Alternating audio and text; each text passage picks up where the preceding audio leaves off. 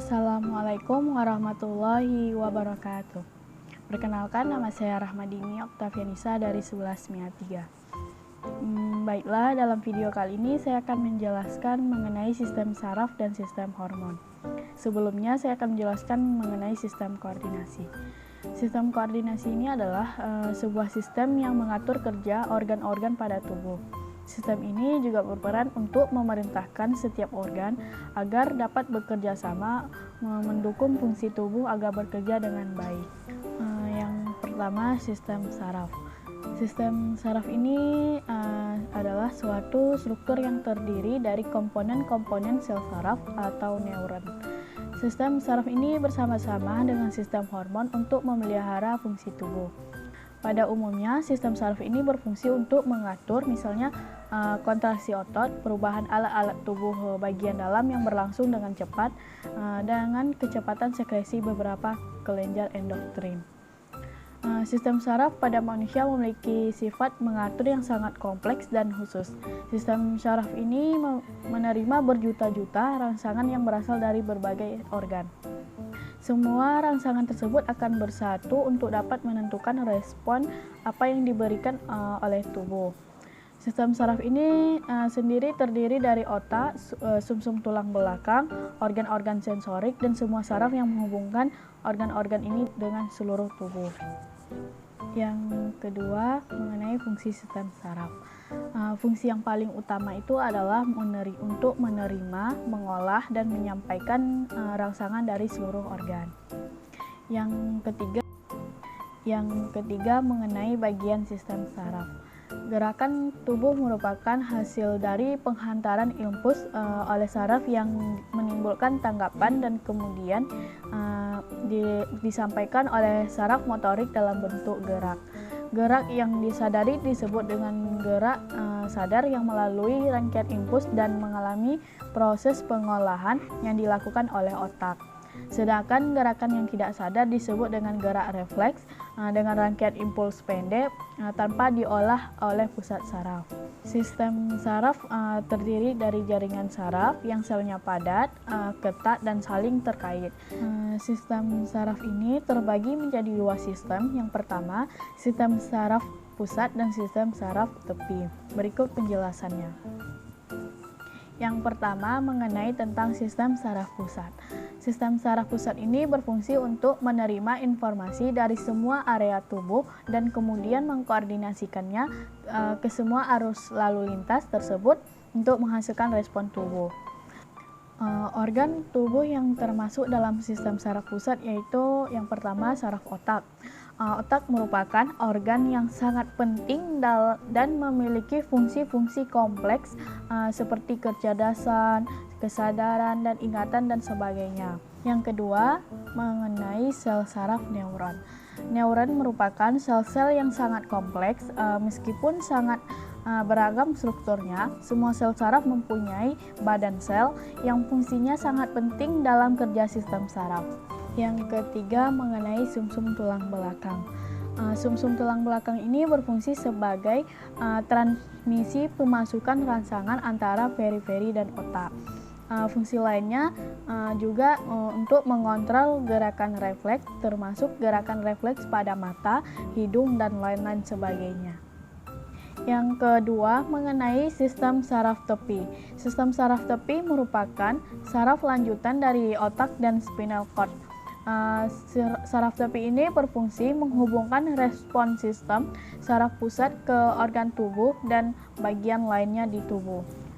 Sistem saraf tepi ini terbagi menjadi dua. Yang pertama, sistem saraf otonom. Sistem ini juga terbagi menjadi dua. Yang pertama, sistem simpatik. Sistem ini untuk mengatur respon perlawanan dari dalam tubuh ketika ada ancaman pada diri. Sistem ini juga mempersiapkan tubuh untuk mengeluarkan energi dan menghadapi potensi ancaman di lingkungan. Yang kedua, sistem saraf parasimpatik. Sistem ini berguna untuk menjaga fungsi tubuh normal setelah ada sesuatu yang mengancam pada diri. Setelah ancaman berlalu, sistem ini akan memperlambat detak jantung, memperlambat pernapasan, mengurangi aliran darah ke otot, dan menyempitkan pupil mata. Ini memungkinkan kita untuk mengembalikan tubuh ke kondisi rileks yang normal. Yang kedua, mengenai sistem saraf somatik. Sistem saraf ini terdiri dari serabut saraf perifer. Fungsi saraf ini untuk mengambil informasi sensorik atau sensasi dari organ perifer seperti kulit, dan nantinya dibawa ke sistem saraf pusat. Pada saraf somatik ini juga terdiri dari serabut saraf motor yang keluar dari otak dan membawa pesan untuk menggerakkan tubuh yang dibantu oleh otot rangka. Selanjutnya mengenai beberapa gangguan yang mungkin terjadi pada sistem saraf. Yang pertama, meningitis. Meningitis atau radang selaput otak adalah salah satu jenis penyakit yang kerap dialami seseorang, terutama pada bayi, anak-anak, dan remaja. Peradangan pada selaput otak ini umumnya disebabkan oleh infeksi virus atau bakteri, tetapi bisa juga terjadi akibat penyakit non-infeksi seperti alergi obat atau sarkoidosis. Yang kedua yaitu stroke. Stroke ini salah satu penyakit yang tidak menular. Penyakit saraf ini terjadi akibat terganggunya pasukan darah ke otak karena penyumbatan atau pecahnya pembuluh darah. Yang ketiga yaitu epilepsi. Epilepsi atau yang biasa disebut dengan ayan adalah penyakit saraf akibat aktivitas listrik yang tidak normal. Penyakit ini biasanya menyebabkan penderita mengalami kejang-kejang yang berulang kali tanpa pemicu yang jelas. Yang kedua yaitu sistem hormon. Sistem hormon adalah salah satu perangkat tubuh yang terdiri dari berbagai jenis hormon. Hormon sendiri adalah zat kimia yang diproduksi oleh kelenjar-kelenjar yang tergabung dalam sistem endokrin. Hormon ini nantinya akan berperan untuk menunjang hampir keseluruhan fungsi utama tubuh. Secara garis besar, ada beberapa fungsi hormon. Yang pertama, sebagai pertumbuhan dan perkembangan tubuh. Yang kedua, pencernaan makanan. Yang ketiga, reproduksi dan seksual. Yang keempat, penyerapan gizi. Yang kelima, fungsi kognitif. Yang keenam, kinerja organ jantung. Yang ketujuh, dan sebagai siklus tidur. Maka apabila hormon mengalami gangguan, entah itu produksi hormon yang kurang atau lebih sekalipun, tubuh tidak akan bisa berfungsi secara optimal dan justru mengalami gangguan kesehatan. Selanjutnya mengenai beberapa jenis hormon dan fungsinya berdasarkan kelenjar. Yang pertama, kelenjar pituitari atau hipofisis. Kelenjar ini adalah kelenjar utama dari sistem endokrin yang menaungi sistem hormon pada manusia. Yang kedua yaitu kelenjar tiroid. Kelenjar tiroid disebut juga dengan kelenjar gondok. Kelenjar tiroid ini berfungsi untuk memproduksi hormon yang mana hormon ini tugasnya untuk mengatur metabolisme tubuh. Yang ketiga yaitu kelenjar pineal. Kelenjar pineal ini adalah bagian dari sistem endokrin yang fungsinya untuk memproduksi hormon melatonin. Hormon melatonin ini adalah yang berfungsi untuk mengatur siklus tidur. Yang keempat yaitu kelenjar paratiroid. Tugas dari kelenjar ini berfungsi untuk memproduksi salah satu bagian dari sistem hormon pada manusia, yakni hormon paratiroid. Hormon ini berfungsi untuk mengendalikan jumlah kalsium yang ada di dalam darah dan juga berfungsi untuk membantu pelepasan dan penyerapan kalsium oleh tulang. Yang kelima yaitu kelenjar pankreas. Kelenjar ini berfungsi untuk memproduksi getah yang di dalamnya terdapat enzim. Selain itu, kelenjar ini juga berperan dalam memproduksi insulin dan glukagon. Selanjutnya mengenai kelenjar reproduksi. Kelenjar reproduksi ini tentu saja untuk memproduksi hormon-hormon yang dibutuhkan dalam menunjang fungsi reproduksi.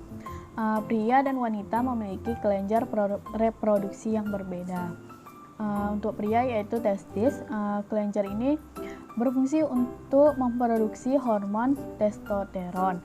Fungsinya untuk menghasilkan sel sperma dan juga berkontribusi terhadap pertumbuhan rambut-rambut di sekitar wajah dan kelamin saat memasuki periode pubertas. Yang kedua yaitu ovarium. Kelenjar ini berfungsi untuk memproduksi hormon estrogen dan progesteron. Kedua hormon ini berperan untuk pembentukan payudara, siklus menstruasi, dan menunjang kehamilan. Yang terakhir yaitu kelenjar pencernaan. Kelenjar ini berfungsi untuk memproduksi pembentukan sistem hormon yang mengatur segala hal yang berkaitan dengan proses pencernaan makanan hingga penyerapan gizi yang berasal dari makanan yang dikonsumsi. Selanjutnya yaitu mengenai beberapa jenis penyakit yang akan terjadi karena pengaruh gangguan hormon. Yang pertama yaitu sindrom Cushing. Sindrom Cushing ini disebabkan oleh efek samping obat yang tinggi atau jangka panjang. Terus faktor genetik. Yang kedua yaitu sindrom ovarium polikistik. Penyakit ini terjadi karena fungsi ovarium itu terganggu dan menyebabkan jumlah hormon di dalam tubuh wanita itu tidak seimbang, dan salah satu inilah penyebab adanya kemandulan pada para wanita. Yang ketiga yaitu gigantisme. Penyakit ini biasanya terjadi pada anak-anak. Penyakit ini disebabkan adanya gangguan hormon ketika tubuh anak menghasilkan hormon yang secara berlebihan, dan kondisi inilah yang membuat anak memiliki tinggi badan dan berat badan yang di atas rata-rata. Sekian penjelasan dari saya, lebih dan kurang saya mohon maaf. Wabillahi taufiq wa hidayah. Wassalamualaikum warahmatullahi wabarakatuh. Terima kasih.